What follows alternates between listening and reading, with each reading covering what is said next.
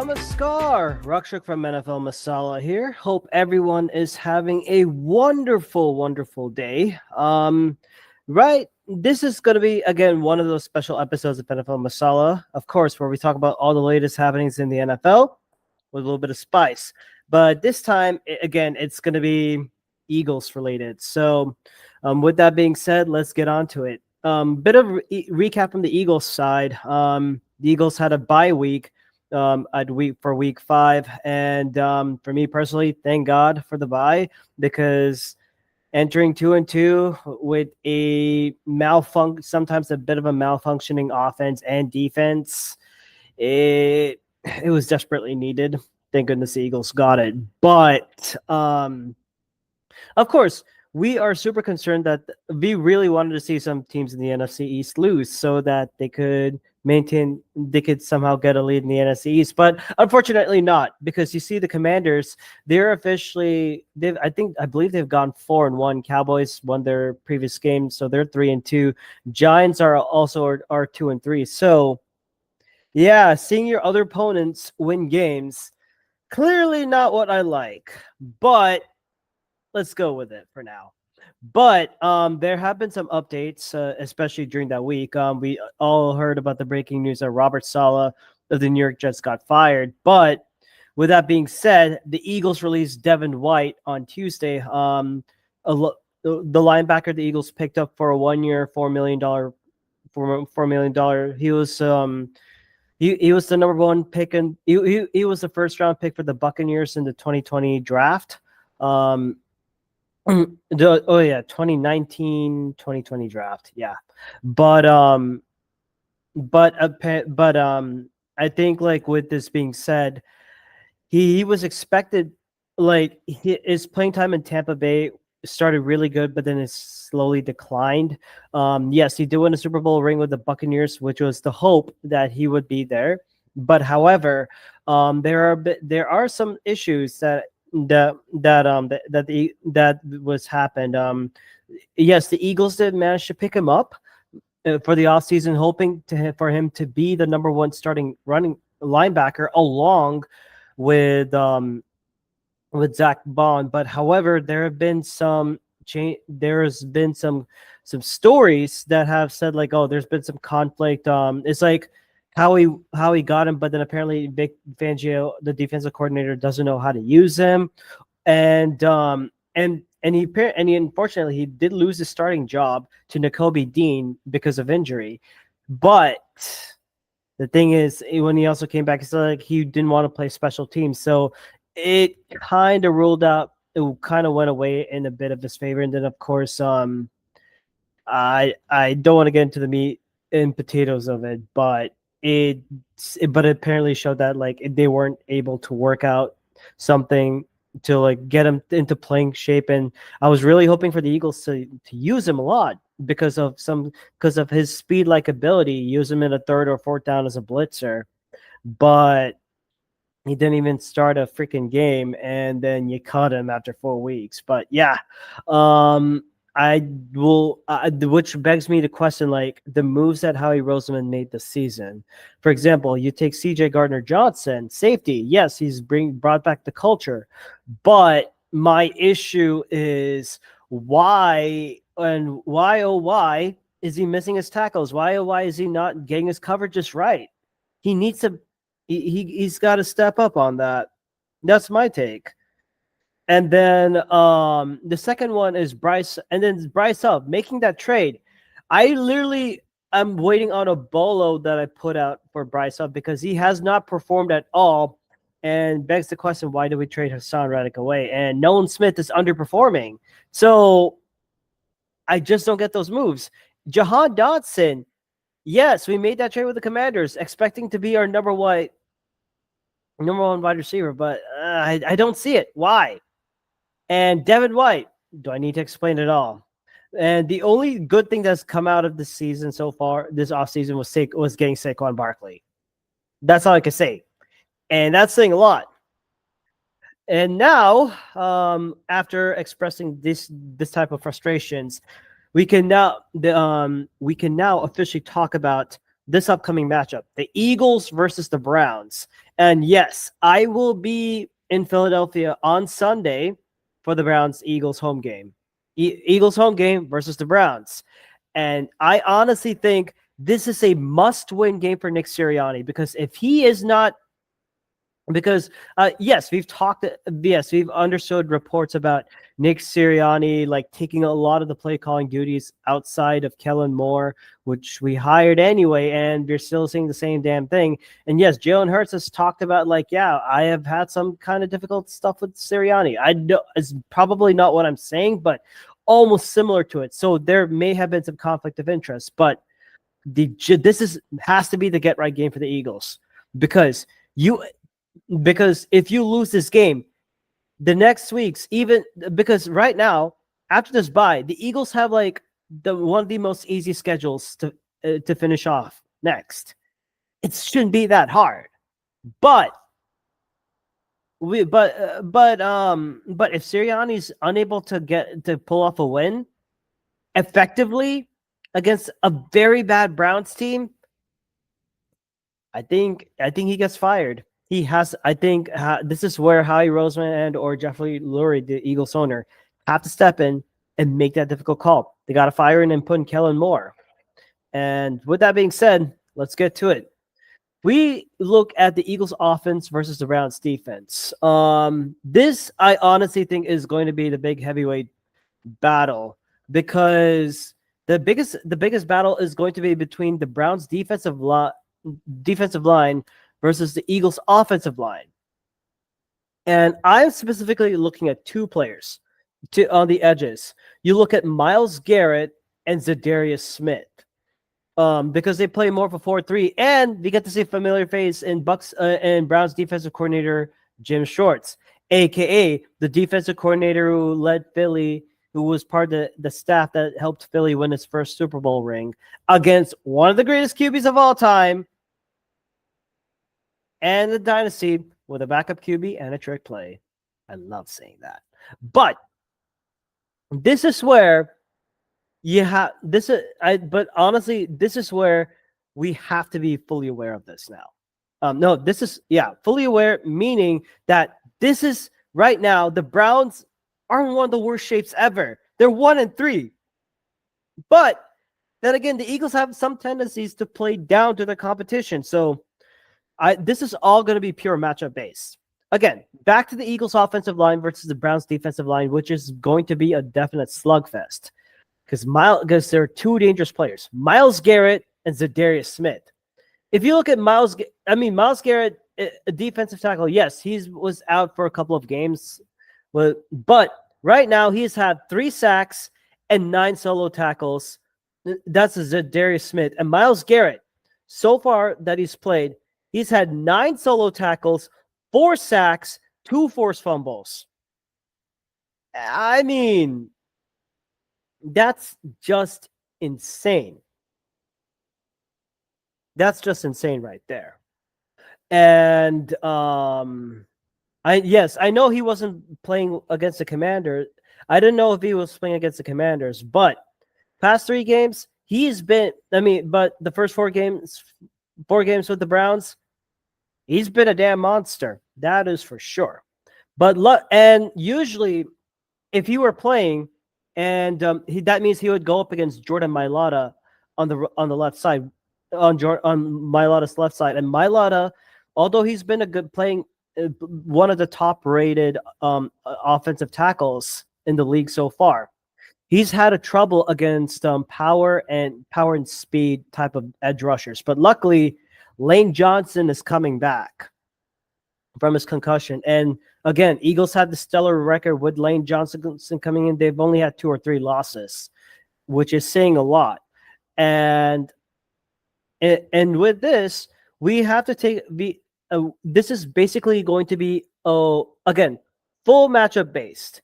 And I think most likely it's going to be I think Myles Garrett a lot of times will try and line up against Jordan Mailata, because Mailata is basically on that weak spot.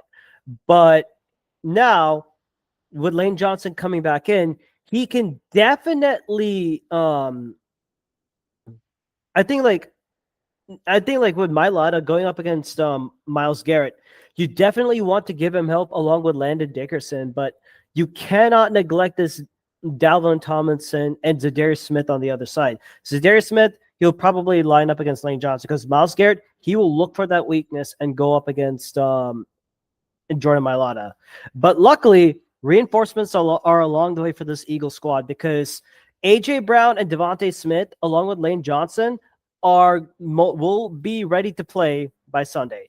AJ Brown most definitely. Devontae Smith, yes, he needs to get over one spot, get over concussion protocol, but he'll most likely be playing on Sunday. So having AJ Brown and Devontae Smith back is going to open a lot of options for Jalen Hurts, who struggled mightily last in Game 4 against Week 4 against the Buccaneers, and having Brown and Smith along with Goddard, who's getting a lot more targets. And I would definitely like to see more of those to get a little bit of the mesh and more screen running back screens and all that with Jahan Dotson and Johnny Wilson definitely will be very, very helpful. Which brings me to one way that you can counter this Jim Schwartz defense. You have to unleash this run game. And with that being said, let's take a look at some stats. The Browns defense are ranked 24th against the rush. They've allowed 141.6 rushing yards per game and 29 in yards per allowed 5. Rushing first downs per game, they're 23rd. This is Browns defense. They're allowing 7.8. Rushing touchdowns allowed, 8 touchdowns allowed, which is 28th. And rush of 20 plus yards, they've allowed 8 or 23rd, which is bottom last. It has been bad. And luckily, the Eagles have a running back in Mr. Saquon Barkley, who is right now second in the league with 108.8 rushing yards per game. Except for that drop against the Falcons, he has been epic.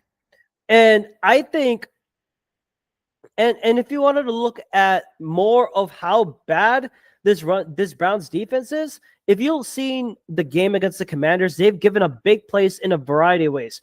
QB scrambles, power, misdirections, and arounds, hell, jet sweeps.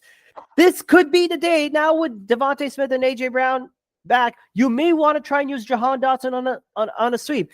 This is where I think Kellen Moore needs to take over the play calling from Nick Sirianni and allow Jalen Hurts and make Jalen Hurts diversify his portfolio. Like, go throw it to different receivers other than your big targets. I know that you want to, but you have the chance. And plus, there is a lot of health issues with the Browns defense. And this is according to Jimmy Kempski of Philly Voice. We need to get some updates. Browns corner Denzel Ward, he was knocked out of a Week 5 loss to the Commanders with a hamstring injury. He did not return, but most likely he's basically your best defensive back. And most likely, and even if he plays, he may be limited. And I think if you could be seeing him shadow AJ Brown at the moment. And also another one, Juan Thornhill, safety. He's on IR. He won't be able to play. So that is one weakness on IR. And then, of course, Grant Delpit, he's on concussion protocol, and he won't be able to play. And another one, Ronnie Hickman, he filled in as the starter due to injuries. He has an ankle injury, and he has not practiced yet of this weekend at the moment. So, and also we have some major news right now. Nick Chubb, the Browns, basically one of the Browns' best running backs, he's out. So basically, you may, which I will get to later. So on the defensive side, you're not going to be seeing Grant Delpit, Ronnie Hickman at the moment. But apparently, there has been an updated list like Zadarius Smith. He's apparently a new addition to that list. He was limited to Friday due to an ankle injury, so he might be playing. And of course, there are some questionable parts like defensive tackle Maurice Hurst, who with a knee, Jordan Hicks, former Eagles great linebacker, elbow and triceps, Mohamed Diabate. But I would not. I would not be surprised if this could be one of those breakout games for Jeremiah Owusu-Komoro. Browns, one of the Browns' best front linebackers. He has had him like if I were to say like outside of Myles Garrett, Owusu-Komoro has been really, really effective. I know that I am looking off screen on this one, but I am trying to pull up my stats in this one. 1 second. So with Owusu-Komoro, I was actually hoping that the Eagles would have drafted him a while like earlier, but unfortunately they went different. But and with Jeremiah Owusu-Komoro, just give me 1 second while okay, so basically he's had 27 tackles, 1 sack, 1 forced fumble, and 1 interception. He is basically the Browns' best player, but one of the best linebackers. And yes, and Devin Bush, most likely he'll be Devin. So it'll be mainly JOK. Jordan Hicks, who may be limited a lot, Devin Bush, you could see some Winston Reed. And I think in this case, the Eagles have to exploit this Browns defense completely. You have to unleash the run. And with this being said, I'd like to bring you to a segment from to share some stuff from Shane Half of the Eagles Pinpull Network. Let's do that, shall we? So if we were to look at the Eagles offensive numbers, like Jalen Hurts, he's ranked 11 in EPA per play, and his rate, and most likely a rating of like 190 over 271. Yeah.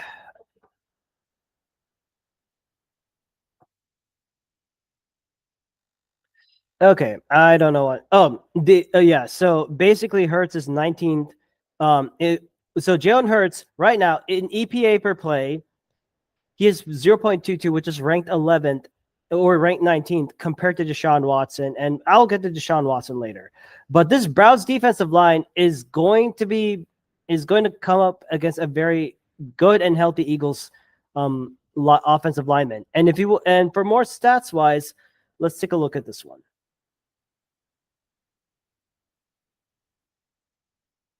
Now, as I was saying before, with Lane Johnson coming back, Eagles pass block win rate is going up against a very good Browns defense. Which is, I mean, of course, Eagles pass block and run block have been pretty good, and they will cut against the. And with that being said, like run stop win rate, Eagles can definitely exploit it. Eagles can definitely exploit this Browns defense when they run the ball. That's what I can say. And also, if you want to look at the the Browns defense like a little bit more, you look at the dropbacks per play, 0.058 EP dropback EPA, which is 18th, compared to the Browns defense, which is again with 15th with 0.031. This is a team in which you can try and put Jalen Hurts in center, hand over the ball to Saquon Barkley and make it run. You can attack this Browns defense completely. And also, and I believe like there's another and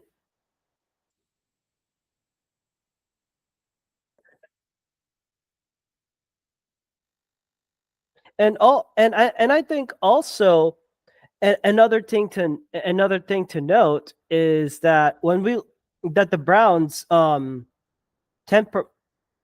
that the Browns love to go in 10 personnel packages. And also, the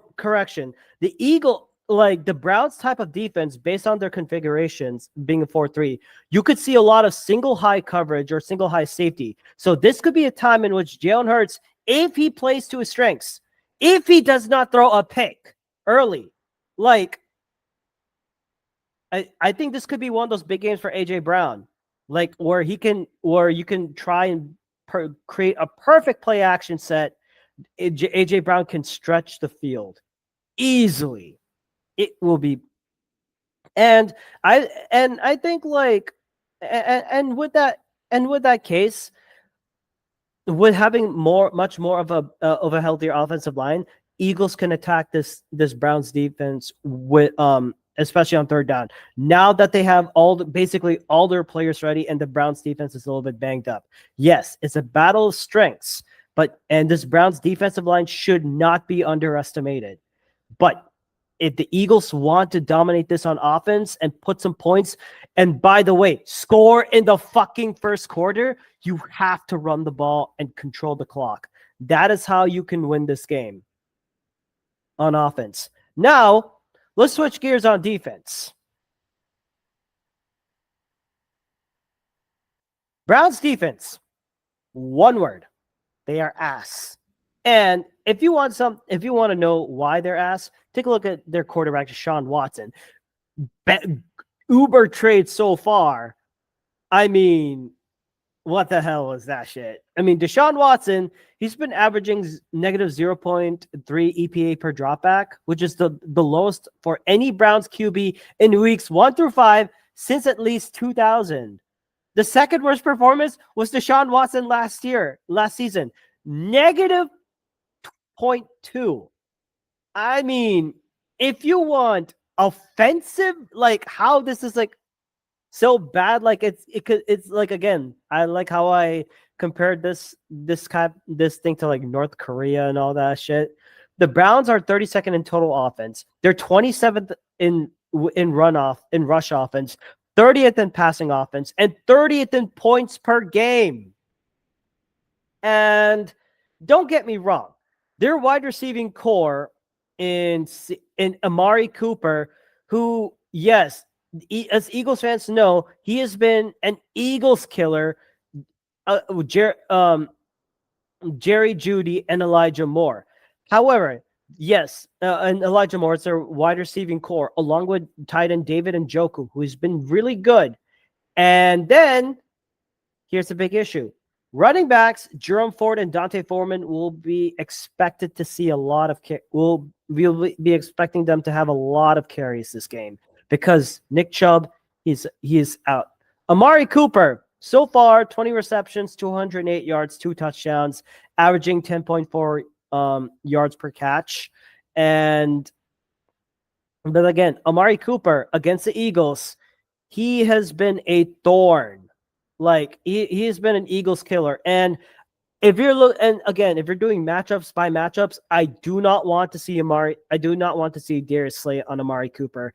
Instead, I would go with Quinyon Mitchell or Keely Ringo in this case. And Quinyon Mitchell, the rookie from Toledo, has been playing exceptionally well.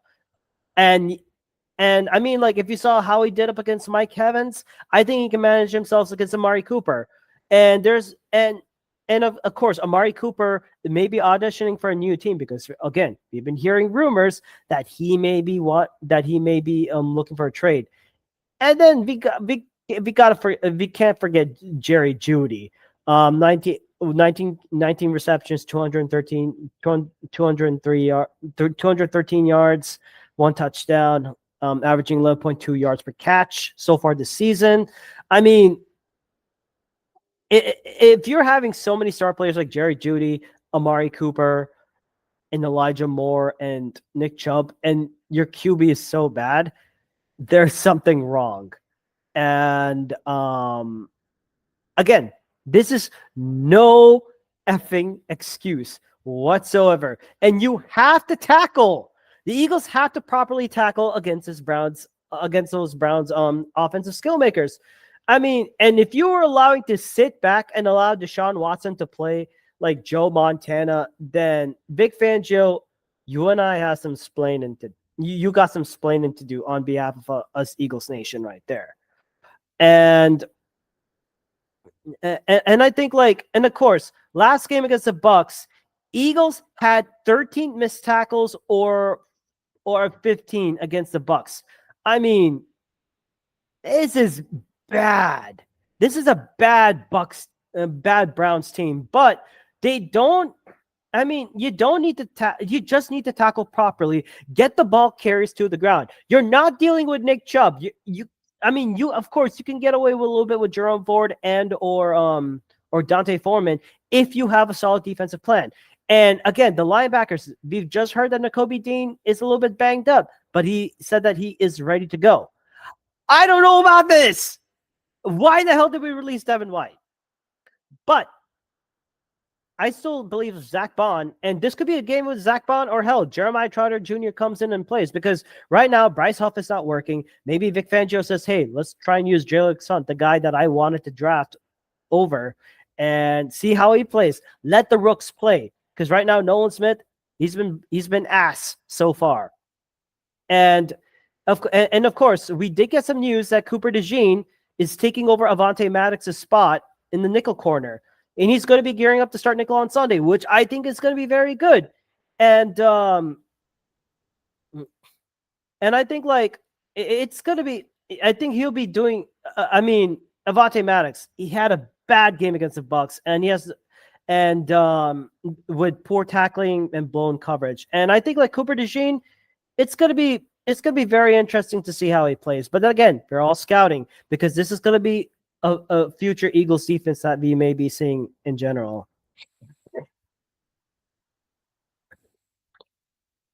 And then we have to talk about, and I think like with Cooper DeJean coming in, we also had notes that Sidney Brown might be is practicing as well. So I'm definitely happy to hear that. However, this is an Eagle, and we also have some, and also this will be Brandon Graham's 200th career game as first in Eagles history to play for 200 plus games. You just got to do it. You just have to do. You just got to do it, man. You cannot lose this game, and I want to see Vic Fangio use more pass rushing offense. And now we've know that the Browns are going to be using a lot more of like 10 personnel package. What is 10 personnel? 10 personnel is not like how we talk about 11 and 12 personnel. Like 11 personnel is like one tight end, 12 personnel is like two tight end. So 10 personnel, you're basically going one running back and four receivers. And it's basically the air raid or spread and how far you can go. And it deals with a lot, and maybe it could be used like a bit of a hot route side.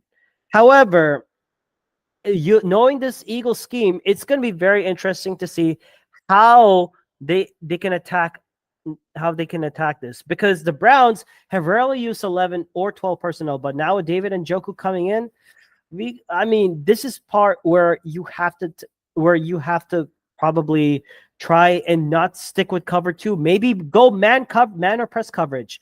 And CJ Gardner-Johnson, he has to help out and he has to cover, he has to tackle, and Reed Blankenship is going to be getting a pick pretty damn soon. But I think like, but yes, Darius Slay, I would put him on Jerry Jeudy. Have Quinyon Mitchell go up against Amari Cooper, and for the nickel position, Cooper DeJean against any slot corner right there. But then again, they could put Njoku in the slot. This is where you have to where your linebackers definitely have to cover and provide some help via safety wise. And I mean, Browns defense, they had like 55.5% in preventing all that. So the but yeah, I think this is where like the Eagles offense definitely has to attack. But against the Cleveland defense, they haven't. The Browns offense has not gone to the end zone a while, but when they do, they're number one with 75% success rate. Eagles have not been good. So with that being said, This has to be a must-win game for the Eagles, and they have to play smart. It's nothing said. I could go on with stats, I could go rambling and all that, but you just have to play smart. Jalen Hurts cannot force turnovers. We cannot have another game like that. He has to release the ball quickly. Kellen Moore needs to take the play calling a little bit more, and feed the run game attack. If that's what it has to take, that's what it has to take in defense. You got to bring in the pressure against a bad Browns team. This is a must-win and get it right kind of game. I want to see the Eagles win this game 35-10, but I highly doubt it because, I'm going to expect a Jalen Hurts turnover pretty soon. So I'm praying for a 35-10 Eagles victory. And with the end of this special segment of Eagles versus Browns, you can, if you like our podcast, make sure to follow us on our following platforms: Google Podcast, Spotify, iTunes, Pocket Cast, Apple Podcast, and Google Podcast, Apple, Spotify, Pocket Cast, and of course we are also on YouTube, which is NFL Masala. So make sure you like, share, and subscribe. We're also on Twitter/Instagram, which is at NFL Masala 2022. That is at NFL Masala 2022. And if you even have any more questions, and you can email us at the following: nflmasala@gmail.com. That is nflmasala@gmail.com. With that being said, thank you very much. Have a good night.